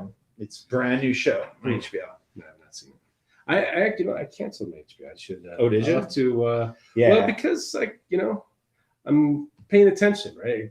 Got my $65 a month gigabit stream, right? And now, got to pay attention to the Netflix and the Prime and what you're paying for at certain times, and got to hit it and quit it. I hear you. I love HBO. HBO is always good. There's always something to watch. There is, but at the same time, like you could flip that switch again, and then just plow through like 3 or 4 shows, and then turn it off for like 4 months because it's like $18 a month or something. So I think I'm going that way. I gotta figure it out because the problem is that's it. Are you in a contract right now with Comcast? Probably, but I think it comes up in May because I went in there and I said, "Hey man, I want to get rid of all this." And I said, "Tell me how much it'll be if I get rid of all this shit, the sports package thing." And he was like, "Well," he's like, "Actually," he goes, "if we took you down at this point, you'd pay more from whatever plan I had." And I was like, "Well, that's not going to happen." So I gotta renegotiate in May. But here's my ace in my hole. Is that what it's called? Ace in the hole. There is a saying that is something like that's that. used, but I don't think But it's so yes. my mother-in-law is ace in the hole. Ace in the hole. Yeah, she's a like a U.S. West retiree, so she gets a deal. That's CenturyLink now, right? Yep. So she gets a deal on that shit. So I'm thinking, fucking do that. You don't need a deal. It's I don't want to get a deal on top of it. What's $65 a month, and it's ridiculous. It's the fastest internet I've ever had. Yeah, that's what I was going to do too. It's that was my plan. absolutely ridiculous. But my plan was to do that and get PlayStation View, whose final day of broadcasting is tomorrow. Yeah. But so what we do, and we just recently started doing this because we've been, a lot of news happening lately, and it's kind of fun to watch it, CNN, MSNBC, and all the other stuff. How do you get that? Hulu. So Hulu gets it. So we do a Hulu Live. Oh. So that's because that's what I have to figure out because my mother-in-law loves all that shit. So and it's nice because it's just packaged all right there, so you can watch live TV with it. Live. So that's what PlayStation View was going to be for me too. Yeah. So that's like Same $50 thing. a month. How much? 15. 15? 50. For live. But it's like all the stuff that you would have in cable. Everything. Well, there's also And when they say it's like $49.99, it's $49.99. there's It's not like Sling. cable, which Sling is is all the of a same sudden- thing. Yes. Yeah. And what's the other one? But yeah, Hulu Live is one. But you I see looked into smart all TV, this shit, right? And we have an antenna. That's the other thing. A digital antenna, so you can watch broadcast. Yes, antenna's like $20. You can get them at Walmart for $20, and it's so much more beautiful than what you're gonna get like through cable. Like it's real. It's real 1080p, clear. It's super clear. It's awesome. You just can't pause it and rewind it. So you don't have a cable box at all. None. Nothing. So you're using a smart TV. So that's what you need. You have a smart TV with fucking apps. You don't need that either. You need what do you get? Hulu? Well, because you can use a PlayStation. Apple TV. Apple TV is brilliant. Okay. And Well, I'm it's saying PlayStation's got your I got Amazon. a bunch of sweet ass TVs, and it comes up, and you've got all these apps. So you can get Netflix, Disney Plus, you can get fucking Hulu, You all can do that that stuff. too. I'm just saying the presentation on an Apple TV. Yeah. Gorgeous. And it's all right there, and it's smart, and it's like whatever. It's like $150 investment, not a big deal. You save that 1 month of not having cable, and it's all right there. It's beautiful. It's in 4K, and it all like if you have Apples, you have Android, you have Apple. All that stuff syncs together. It's beautiful. Before we start this next segment, I just want to say, fuck the Chiefs. Yeah. Is what I want to say. Chicken cluckers. Fuck the chicken cluckers, or whatever Scoop called them. So, we got a comment. He wanted to know where's the MAGA hat. The MAGA hat got left behind. I gave it to Lauren. Baby, right? Yeah, I gave it to her. Did you? God. She Curb Your Enthusiasm. Did you see that latest episode? No, I don't watch Oh it. God, he decides. What's his name? David. Larry David. Yeah. Just realizes that if he wears a MAGA hat in certain situations, he doesn't have to interact with people because he's in LA. So like he's sitting at the sushi bar, and the sushi's going by, and this young cheery couple, comes up like, "Oh look, honey, there's open seating at the sushi bar." He whips out the hat, puts it on. They just like get all creeped out and keep walking by, and he gives this self-satisfied nod, like this is fucking awesome. I'm sure it didn't backfire on him. Oh no, it did. Yes, I figured. I watched seasons of that, and then I don't know if didn't have HBO, and then I meant to go back and watch it because it's like in its 10th season, right? In season 11. Oh. And the first episode was, I didn't even intend to watch it. It was just on when I turned my TV on, and it was fucking hilarious. Yeah, he's great, man. It's good. No, I was saying The Outsider. Oh yeah, You watch it? Yeah, You're current on it? I'm current, but the last episode confused the shit out of me. Well, what confused you? I was too stoned. I just got too high. I didn't Well, go back you and know what watch it though? again. I just read this thing that I didn't catch at all. Is okay, and I won't try to spoil anything, but so the dude with the boils on his neck. Yeah. So remember, he was going shopping and he bought all those lamps. What show you Yeah, talking about? yeah. That's it? Huh? What show are you talking about? This is the The outsider. outsider. Yeah, he bought all those lamps. Yeah. If you watch it again, one of the guy when he's shopping, he's short crop sideburns, and then when he's doing his other thing, when he's got the boils on his neck, he's got long sideburns. Oh, And I didn't notice that at all. interesting. So you kind of know with the doppelganger thing and all that. It's fucking creepy.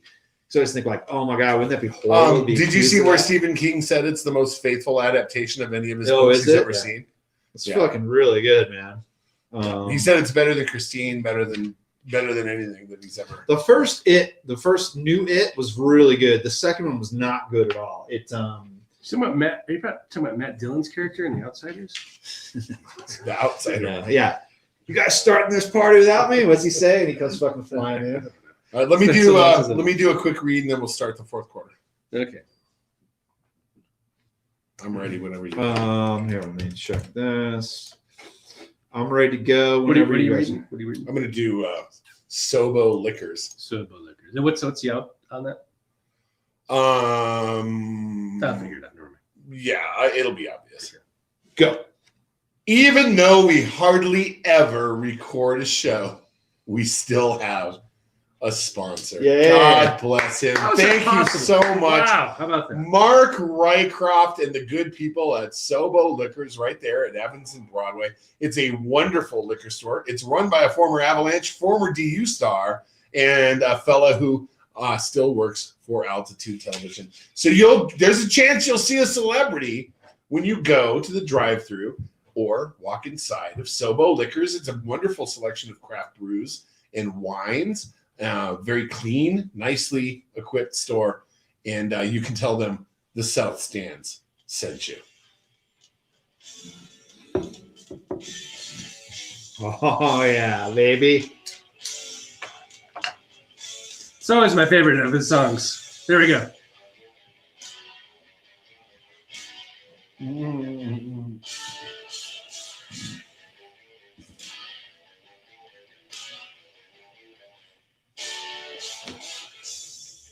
What a titan. Fuck. Unbelievable. What a fucking. This was always his jam. 2112 was always a jam.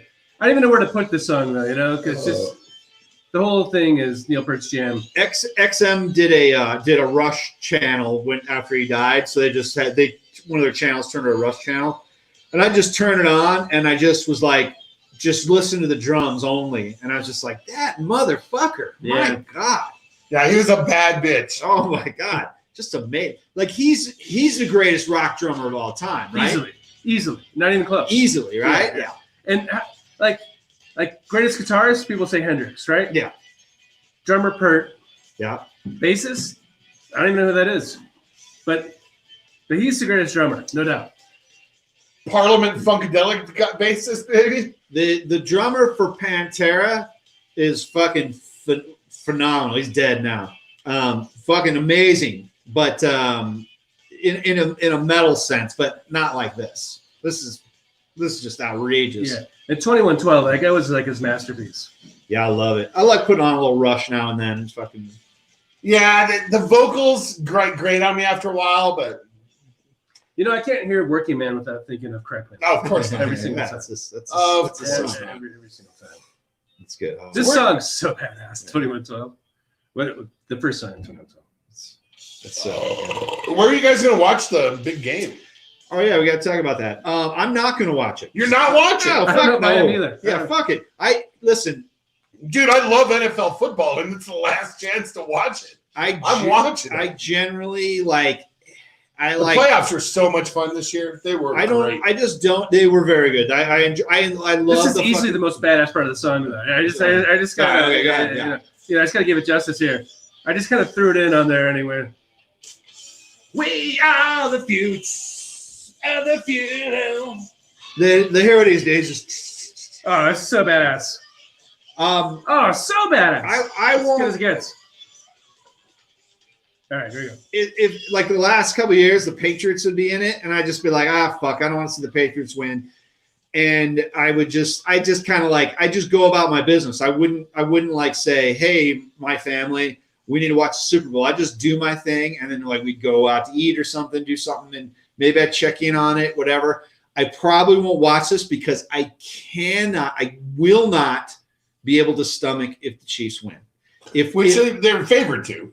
I mean, if let's say the 49ers are blowing them out, I'll fucking tune in. I'll tune in at the end. But I will not watch it otherwise because I can't stand the Chiefs to win. Yeah. I don't want them to win. I just told Snyder before I came over here, I said, hey, man, it's like the Blues winning the Stanley Cup. I can't stomach that. I see like a picture of a guy in the Blues holding the Stanley Cup. I fucking hate that. It will be 100 times worse if the Chiefs win. If the Chiefs win the Super Bowl, it will be fucking awful. Would you rather see the Chiefs win the Super Bowl or the Raiders? I would rather see the Raiders win the Super Bowl. Ouch. And I know that's an unpopular take with a lot of Broncos fans, but the Raiders have won the Super Bowl, okay? The Raiders used to have good teams. And I honestly, I would rather see the Raiders fan base celebrate than the Chiefs fan base because the Chiefs fan base is so fucking obnoxious. At least the Raiders fans were like fucking like were alive when they won the last Super Bowl, and the Chiefs fans can't claim that. But doesn't it make you feel bad for them a little bit? A little devil's advocate. Absolutely not. Okay. And I would rather see the Chargers win a Super Bowl than the Chiefs. So you hate the Chiefs more than any other division rival? Absolutely. Absolutely, because and they're fat fans. Don't forget about their fat fans. Who are sweet people, by the way. I'm sure they're wonderful people. they're just so full of themselves, and they think they deserve this, and this is their time. And they remind me of Packers fans to a large degree. They're similar girth and similar loyalty. As a guy that grew up in Chicago, the team, I had no animosity towards the Lions. I didn't have any animosity towards the Vikings, but I hated the Packers. Sure, okay. The worst of the worst. And I always looked at the Denver fan base as having that animosity towards the Raiders, not so much the Chiefs. There's really none for the Chargers because they're just the Chargers. They're like the Lions. They just do nothing. But your animosity is towards the Chiefs. I really hate the Chiefs, and I think it's grown over the years. And it's hard to put into words because I think there's more. You see more Raiders fans that walk among us, and you're kind of like, oh yeah, that fucking dude, he's wearing a fucking Raiders hat. And I saw a guy wearing a Raiders hat today and I got lunch and I was just kind of like, whatever. And I think that they're kind of more, they're a little similar fan base to the Broncos fans.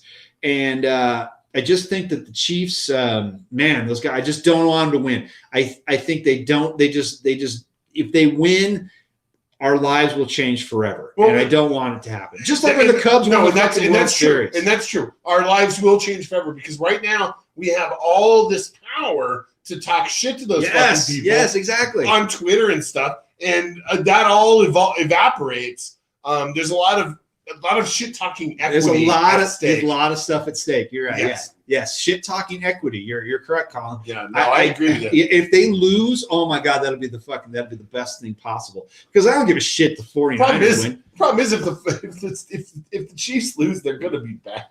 They'll be back. No, that's fine. No, but here's the deal. Their window is wide open right now, right? But if they lose, that window closes halfway because the Broncos will be back.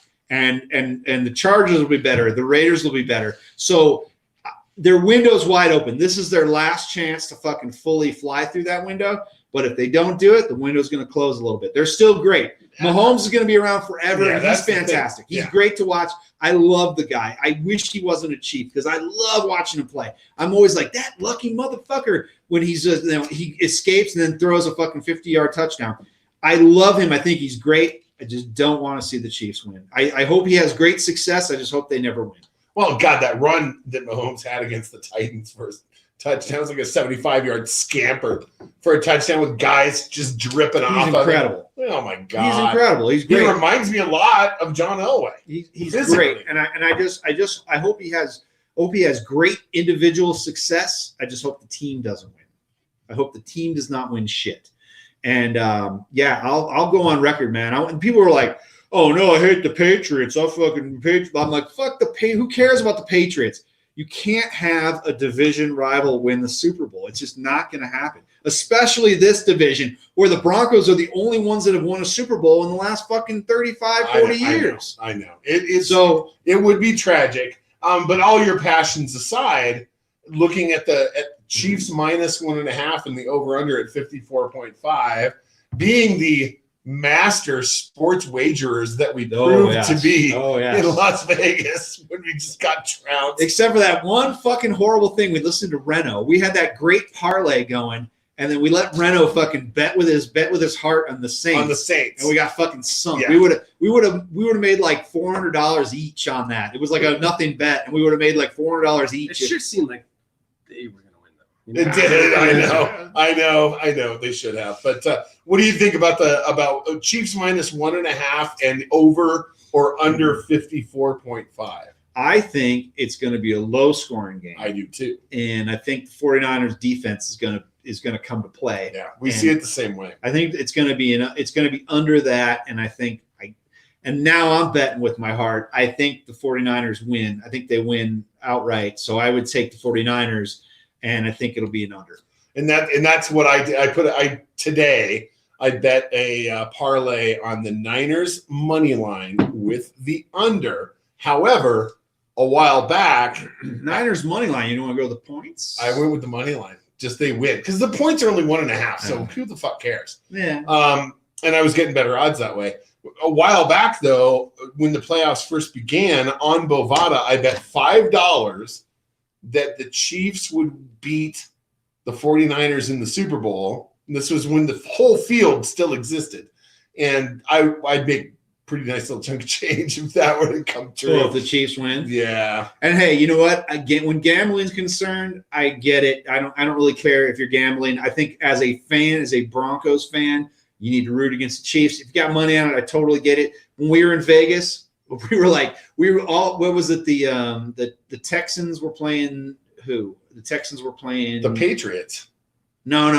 The Texans weren't playing. Oh, it was the Titans who played the Patriots. The Titans? No. Who? Anyway, the Texans won that. We never what it was. So we were rooting against the Texans, and this woman was like, "Hey, y'all, why are you guys rooting against the Texans?" And we're like, hold up all these slips. And we're like, "Hey, dummy." Because money? Yeah, hey, dummy, because we got money on it. I don't give a fuck. It's whoever we're going to win. At the same time, though, you could totally root against the Chiefs, and if they win, it's like, I made some money. Yeah. No, dude, I don't want to live in that world. I didn't want to live in the world where the St. Louis Blues won the Stanley Cup, and here I am living in this fucking world. So apparently, Scott lives in a world where there are still juggalos. Wow, Scott, really? There are, yeah. And hold on, guys. So I'm trying to. I had to pull up this video because it's been a while. But okay, you guys ready for this stuff? I mean, it's.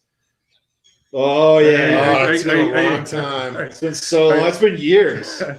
And it may not be a juggalo, by the way, Colin. Well, it might be a Raiders fan. It might be. So we're looking at Raiders or juggalo fan. This has been a long time to listen to this. Yeah, we should probably introduce new listeners. Yeah. All right, so here's how it goes down. There's Raiders fans in the world, and there's juggalos. Often indiscernible. It's really hard to tell which one is which at many different times. And this is the game. It's a Raiders fan or juggalo. So I'm looking at the video here, guys. So here's the scenario. I was on the train, right? So I'm on the train. Like the light rail train? Light rail train. A choo-choo train. No, the W. The dub. The dub. The dub, as we like to call it on the west side. The dub, the golden. The dub, right? So I'm on the dub. And sure enough, I look over, and there's this, I think it's a woman. Okay? I'm pretty sure it is. And I could think, and I'd say this because... You're pretty sure they are. Well... Come on, Scott. I'm up on this shit, man. Yeah, well, they was sitting there, and it's a woman I could tell pretty much because of she was wearing shorts, and her calves were exposed, and they were women's calves, but not men's. But it was close. It was hard to tell. That's a stretch. Who knows these days? So ever since Michelle Obama, I've been confused. Well, ever since everyone drinks all this milk with hormones, men have these very womanly features. I think it was a woman. So I'm looking at a picture now, just to kind of give you a kind of a scope.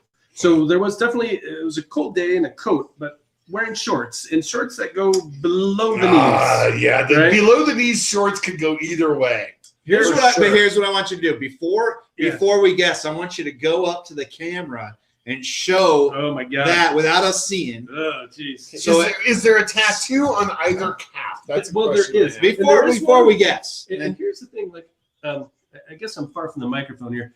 It looks like a tattoo of Coolio, but it's not Coolio. On the calf. Yeah. But with the shorts. He's trying to throw us off, though. Because I know how you're leaning.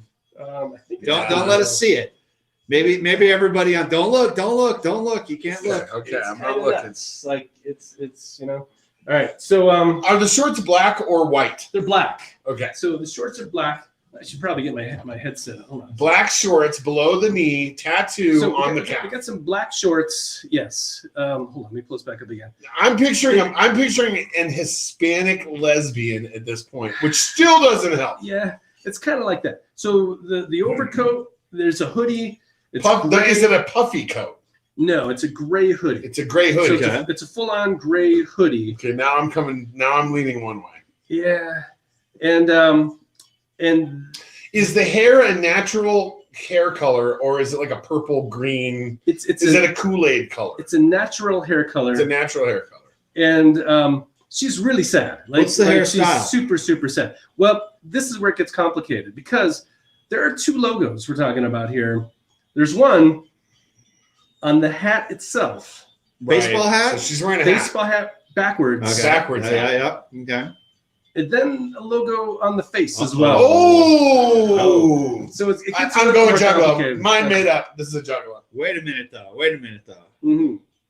Are we talking same logo? Or are we talking two different? logos? That could change everything. Well, if it was two different. Did you find a unicorn? Is it a unicorn? Did you find a unicorn? A Raider and a Juggalo? Obviously, I can't just answer that because I'll give it away. I'm going Raider and Juggalo. I think it's a Raider hat with a Hatchet Man tattoo. I think it's a Juggalo. I don't think you put a Raiders. You know what? Fuck it. It's been so long. I'm going for it. You're going for the parlay. I'm going for the parlay.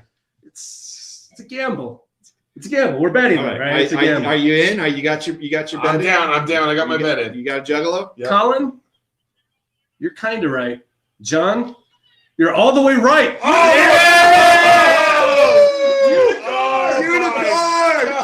Unicorn! That's amazing. That's the most beautiful thing I've ever seen. Holy shit. That's real.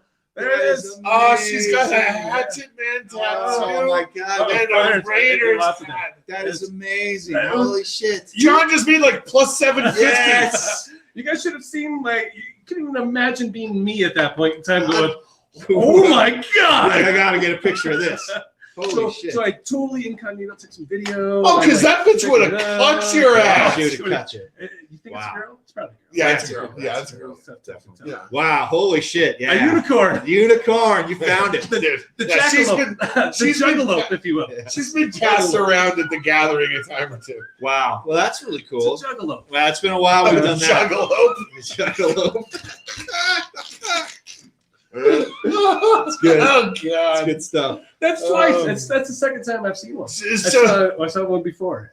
But I didn't get a picture. I followed the guy around in a city market in southern Colorado, and he had a Hatchet Man chain with the Raiders jacket. You gotta be real careful. And I followed him trying to get a picture. Never. This was my first capture. Yeah, you don't just run up on that. That's like Richard Attenborough just jumping up on some lions and getting some pictures. I bagged the Juggalo. Wow, Juggalo. This is awesome. Wow, that was a great return to Raider or Juggalo. I think that was fantastic. So. Oh man, good guess on that. So you guys heard they killed off Mr. Peanut, but now for nothing. They've got it's been this viral campaign. They've been running for weeks because he died in a helicopter crash, and they were like, "Oh no, they're like, we can't do this." Well, they're not going to do the Super Bowl commercial now because Kobe Bryant's dead, so they can't kill off Mr. Peanut anymore. I just figured he'd come back to life in the Super Bowl. Maybe he should. I thought that's what he was going to do. He'd be like, "Yeah, I'm not really dead." No, instead it would be during the Super Bowl, everybody would go, Well, yeah, but he did rape that cashew. So, don't forget about that. His legacy is complicated. Yeah, it's a complicated legacy. Some people know him as Mr. Penis. Jeez. Yeah, well, That's what I hear every single time someone says, "Hey, can you get me some peanuts?" Can you give me some peanuts? The commercials were always the thing that I used to sit down and I used to write about them and stuff. And now I'm just like, man, it's all so bad. I just can't spend any time with it. So circling back to what I was saying, I'll probably play a hockey game that night. I probably won't watch unless the 49ers are up by like 20 points and like 2 minutes left. Then I'll feel comfortable. And then I'll you pull all the other boys off the ice, gather around. I'll weigh in and I'll be like, yeah, all right, time to fucking stomp on some Chief fans' hearts, So hey, speaking of football, real quick, I've heard a segment on the radio today. I thought was worth mentioning. That Nikki Jabvala gal was who's lied to me, by the way. She's lied to me at least once. She doesn't have a good sense of humor, and no, she's not. And she lied to me. We'll get to that in a second. No, I can't talk about it. Okay. She lied to me. Okay. Well, she had said something about the Hunt family, being like, this is an example of how a family trust should work. Right. And she was saying, this blah blah blah, and I was like, oh, what a burn, haha. And I was meaning the Bolins. Like, this is a burn on the Bolins because she's saying it clearly was. This is how this is supposed to work, and the Bolins family is not working. And she was like, how does that affect the Hunts? I don't know. And I said, no, I'm talking about the Bolins. And of course, she never responded again. No. She just missed the whole point. And I was like, okay, I guess that's how it is. Not much of a sense of humor. No, and I get it because she probably has a lot of dudes yelling at her, going, "You don't know about football." And I was like, that wasn't my intention. I was thinking it was a funny burn on the Bolins. Never mind. She might have had dudes more than yell at her from time to time. Not been honest about it. But I heard a really, really good segment that she did today on The Fan with Zach By and Brandon Stokely. And it was about the Broncos ownership situation. It was really fucking interesting. And she revealed a lot of information I had never heard before and a lot of perspective I had never heard given before. It was really entertaining. Probably the best 10 or 15 minutes of sports talk radio I've heard in ages because it is the most important topic in the marketplace right now. But what she pointed out was that once Annabelle passes away, and she's on the way. Yeah, she's got Alzheimer's too. Yeah. The inheritance taxes, the burden that are passed along to the 7 offspring of Pat Bowlen are going to be exceptional because the team has been valued at over $3 billion. That is amazing. Yeah, no, it was really fascinating. So Pat originally paid so many million for it. It's worth many, many multiples of what it was worth when he bought it. Bolins wants to cut a check. That's for right. Or $100 million. Or more. Yeah. Or go into business or go into debt with the government for a long time to come because you can defer it, but you have to pay the government interest. So being that the 7 of them are not in agreement as to who the managing partner should be, and that one group, that would be the children had by Pat prior to his current marriage, is basically suing the other group, which are Annabelle's children. And nobody can agree if they sell the team, everybody walks away with $400 million and pays the IRS off, goes their own way. They're not getting along anyway. She said the handwriting's on the wall. I don't think it's ever been more clear that this team is about to be sold. Who got the fur coats? Who was wielded the fur coat? I feel that's the person who should. I'm sure it's Annabelle. Then it's hers. No, Johnny Bolin's got the fur coat. It's it. Well, and it's funny you mentioned Johnny because so did she during this interview on The Fan. She said, "Listen, if there was ever a guy who was in the catbird seat to become the inheritor of a franchise, it was Johnny Bolin, and he basically through his own behavior he removed himself from consideration." Now he was he's Annabelle's kid. Yes. Yeah. So one of 4. And this is the blood of the city. The blood of the city. And there are 7. There's 7 of those fuckers. But yeah, the inheritance tax aspect of it, I found fat. As soon as Annabelle dies, they all owe hundreds of millions of dollars. It really is the blood of the city, though. That's the crazy thing. Well, and here's another thing she pointed out, that the Bolin family only owns the Broncos. In most situations, like the Hunt family, she used the Hunt family as an example in Kansas City. The Kansas City Chiefs are one of many assets. And so if the same type of transference of ownership were to take place, the family would have other resources with which to absorb that tax burden. The Broncos can only pay that tax burden by liquidating the Broncos. It's all they have. Ugh, what a fucking mess. I hope they figure it out. I hope they sell the team. I hope somebody takes it. And It's fun to think about what if it was Jeff Bezos? What about that DirecTV guy? That's Charlie Ergen. Yeah. Maybe it would be that guy from Tesla you like so much. Elon Musk? Yeah. Oh, yeah. Don't say anything about Elon Musk because a bunch of fucking fanboys will come to his rescue and be like, you can't say that. You can't say that about him. Hey, I've got a confession to make. You like Elon Musk? I bought a Tesla. Did you? Wait, what? But They're fucking but- sweet. Is it outside? no. I returned it after 6 days. Really? Yeah, it's awesome. Did you buy it at Costco? Because Elon No, Musk that's their deal. installed something that fucking sucked in it. Well, you guys know, like I'm Bullshit. going like the Western Slope all the time, right? And it says it can go like 340 miles on a charge. Yeah. And I'm like, oh, that's perfect. I would never have to get gas again. They got a supercharger there. Yeah. It would save me all this money. Like it makes sense. But it turns out it can't go 340 miles on a charge. And then as I was like, Did you find out the hard way? kind of like it tells you like what your mileage is as you're going and all. And if it's cold, the battery doesn't do well. And up and down mountains, it doesn't do well. And I kind of drive fast, and it doesn't do well there too. So I knew I had to stop in Glenwood Springs to charge, and then it just added like 45 minutes to my trip. Yeah, fuck that. And then but they're coming out with some new battery technology, and once that stuff hits, I'm in. And their stock has gone up like 100 and like since I bought it and returned it, their stock has gone up like 140 points or something crazy. They are a battery company, and anyway. That car was badass. Anybody that has one has said it's fantastic. It's great. But he's a con man who has occasionally hit on a couple good ideas. And this is a good one. That's good. That's good. And that's good. And this whole like auto driving thing, it's awesome. It had that? Oh yeah. You used it? Oh, it's fantastic. Yeah. So you have to keep your hands on the wheel, but it just drives itself. And it's so relaxing just to kick back, maybe a little too driving relaxing. through the mountains, a little bit. But it was a wonderful vehicle. So I had a thought. I had a thought earlier I want to touch on before we get out of here. We're talking about Daniel Murphy, and I thought about this. Daniel Murphy's Christianity and his aversion to the gays, right? I think we've all noticed the more averse you are to the gays, the more likely you are to be a closeted gay. Now, note, he's wearing a rainbow shirt. He's got a glittery top shirt on. So not averse to the gays.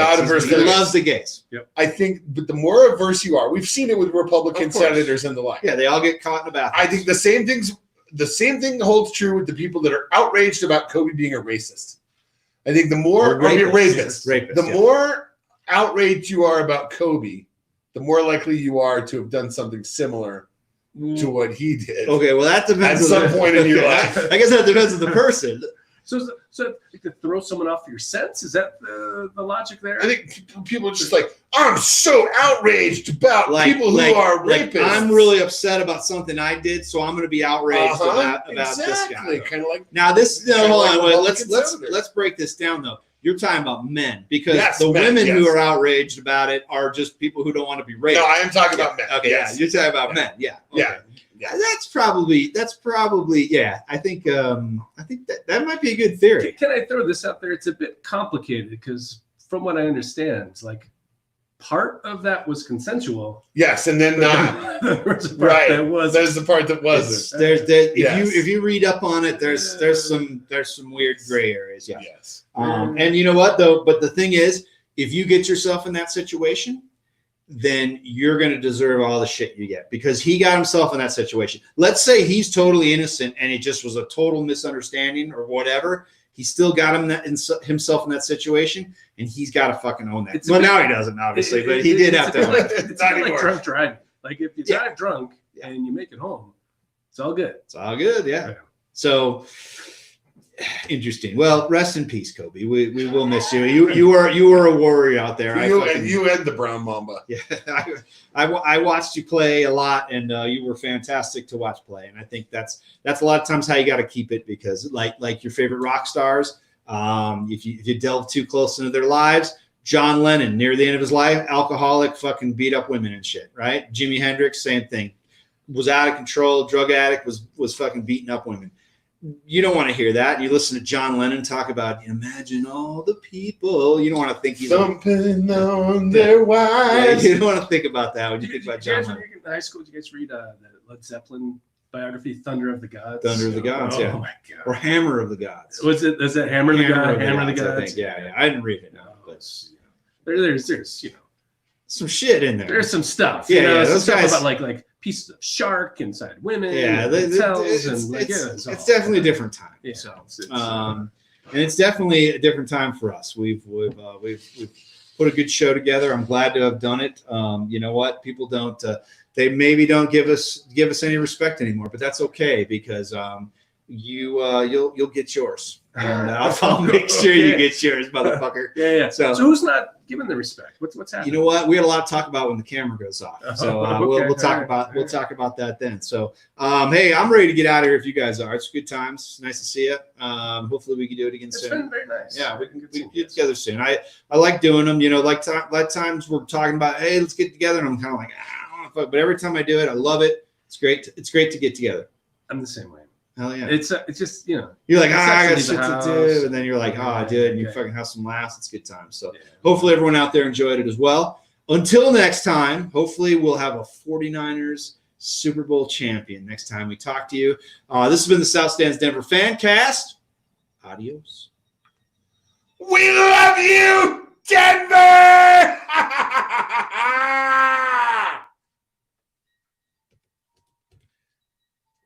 Did you know Will Ferrell says that in Blades of Glory? We love you, Denver. Yeah. I just watched it this weekend. He's like, they're at a fucking a meet, and he goes, "We love you, Denver." It's awesome. We need to get that clip.